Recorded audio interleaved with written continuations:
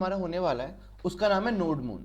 तो पहले ये देखते हैं कि नोडमोन पैकेज या नोडमोन मॉड्यूल होता क्या है, इंस्टॉल कैसे करेंगे, यूज कैसे करेंगे। ठीक है, तो अभी क्या हो रहा है, हमारे पास एक छोटी सी प्रॉब्लम है। वो प्रॉब्लम क्या है कि जब मैं यहाँ कंसोल पे जाता हूँ और कंसोल पे जाके मैंने यहाँ पे एक फाइल को रन किया, रन हो गया।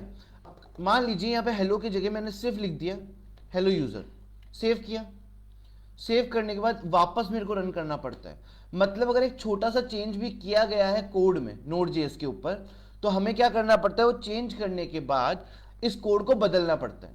मतलब अभी क्या हो रहा है, ये जो डेटा हमारे पास आ रहा है, जो कोड हम लिख रहे हैं उसको रन कर रहे हैं, ये बेसिकली बार बार रिफ्रेश करना पड़ता है। नोडमोन बेसिकली एक मॉड्यूल या पैकेज है जो ये बोलता है कि बेसिकली आप जब भी एक कोड में चेंज करेंगे वो कंटिन्यूसली सर्वर को चलने देगा, उसको रिफ्रेश करने की जरूरत नहीं पड़ती है। ठीक है, तो नोडमोन की हेल्प से आप कोड के चेंजेस को सिर्फ कंट्रोल एस सेव करके ही रिफ्रेश करवा सकते हैं ऑटोमेटिकली। ठीक है, ये कंटिन्यूस कोड को चलने देता है। किस तरीके से काम करेगा नोडमोन, तो वो देख लेते हैं।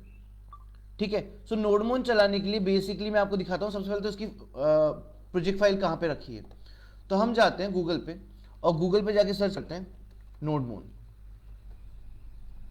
लिखा, यहां पे एक वेबसाइट आई। ठीक है, नोडमोन के पैकेज की आप सीधा जाके लिख सकते हैं npm i नोडमोन, इनसे इंस्टॉल हो जाएगा। लेकिन एक्चुअली क्या है ना, हम नोड के ऊपर तो बहुत सारे प्रोजेक्ट बना सकते हैं। तो अगर मैंने npm i नोडमोन किया तो होगा क्या, ये जो पैकेज है मेरे सिर्फ इसी प्रोजेक्ट में रहेगा, बाकी प्रोजेक्ट्स में नहीं आ पाएगा। तो जब भी हम नोडमोन को इंस्टॉल करते हैं हम थोड़ा सा एक पैटर्न यूज करते हैं। वो पैटर्न क्या है मैं समझाता हूं। हम यहां पे आएंगे, यहां पे आने के बाद हम लिखेंगे npm i nodemon। अगर सिर्फ इतना सा लिखा तो क्या होगा, ये सिर्फ इसी प्रोजेक्ट में इंस्टॉल होगा। अगर मैं इसके आगे जाके -g लिख दूं, इससे क्या होने वाला है, ये मेरे लैपटॉप में लोकली इंस्टॉल हो जाएगा, मतलब हर प्रोजेक्ट के लिए काम करेगा। ठीक है, तो मैंने लिखा npm i nodemon -g मतलब ग्लोबल।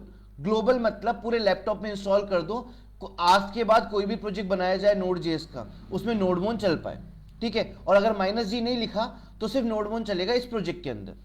ठीक है, डन। तो हमने एक्चुअली क्या कर दिया है, नोडमोन का इंस्टॉलेशन कर दिया है। नोडमोन को इंस्टॉल करने के बाद अब हम क्या करेंगे, अब हम इसको रन करके देखते हैं। चलो, तो अब रन करने के लिए हमें क्या लिखना पड़ेगा, अब हम npm नहीं लिखेंगे, अब हम लिखेंगे नोडमोन। ठीक है, नोडमोन लिखने के बाद हम फाइल का नाम लिखेंगे index.js। ठीक है, इसने बोला हेलो यूजर, आंसर दे दिया। अब मैं चेंज करता हूं हेलो हाउ आर यू और सिर्फ कंट्रोल एस प्रेस करता हूं। कंट्रोल एस प्रेस करते इसने ऑटोमेटिकली पेज को रिफ्रेश किया और यहां दे दिया हेलो हाउ आर यू। ठीक है, अगर मान लीजिए मैं यहां पे और भी कुछ चेंजेस करता हूं तो कोई भी टाइम पे मेरे को रिफ्रेश करने की जरूरत नहीं है, प्रोजेक्ट को बार बार रन करने की जरूरत नहीं पड़ेगी। I am all fine, control S, and ये रिफ्रेश हो चुका है। सो बेसिकली इस तरीके से काम करता है हमारा नोडमोन सर्वर। अच्छा, एक और इंपॉर्टेंट क्वेश्चन है जो काफी बार पूछा जाता है, ये मैं एक बार सकता हूं इंटरव्यू बेसिस पे, कि एक बहुत बेसिक सा क्वेश्चन है कि जो हमारा नोड जेएस है वो बेसिकली सिंक्रोनस है या फिर असिंक्रोनस। ये एक सवाल काफी बार पूछा जाता है। ठीक है, सिंक्रोनस है या फिर एसिंक। एक सेकेंड, तो ओके, अब बात करते हैं, पहले तो सॉल्यूशन बताता हूं कि इस इंटरव्यू क्वेश्चन का सवाल का आंसर है कि नोड जेएस जो है वो बेसिकली असिंक्रोनसली काम करता है।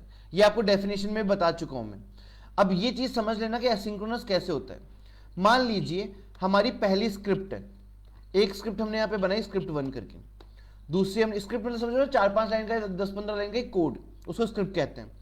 फिर मैंने यहां पे बनाई एक स्क्रिप्ट 2 करके, फिर मैंने यहां पे बनाई स्क्रिप्ट 3 करके। ठीक है, अब बात समझना सिंक और असिंक क्या है। सिंक्रोनस मतलब पहले स्क्रिप्ट 1 चल के पूरी बंद होगी तब जाके स्क्रिप्ट 2 रन हो सकती है। स्क्रिप्ट 2 रन होगी और फिर स्टॉप होगी, उसके बाद स्क्रिप्ट 3 रन हो सकती है। इस प्रोसेस को बोलते हैं सिंक्रोनस प्रोसेस।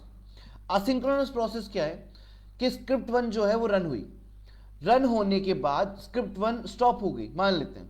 ठीक है, ये नहीं भी हुई, फटाफट से उसने आंसर दे दिया, हम गए स्क्रिप्ट 2 पे, स्क्रिप्ट 2 रन हुई, रन होने के बाद स्क्रिप्ट 2 ने वेट किया कम से कम 10 सेकंड, तो क्या होगा ना, हमारा नोड जेस उसके सॉल्यूशन के लिए वेट नहीं करेगा, सीधे स्क्रिप्ट 3 पे मूव कर जाएगा और 10 सेकंड बाद स्क्रिप्ट 2 का आंसर देगा। मतलब असिंक्रोनस टास्क में वेट नहीं किया जाता है, वो आगे मूव कर जाता है अगली स्क्रिप्ट पे, पर सिंक्रोनस टास्क में वेट किया जाता है। तो ये था हमारे एक इंटरव्यू क्वेश्चन का सोल्यूशन। ठीक है, आई होप आपको समझ में आया होगा, और ये मैंने समझा दिया आपको कि नोडमोन इंस्टॉल कैसे करेंगे, नोडमोन यूज कैसे करेंगे। ठीक है, thank you so much for this lecture.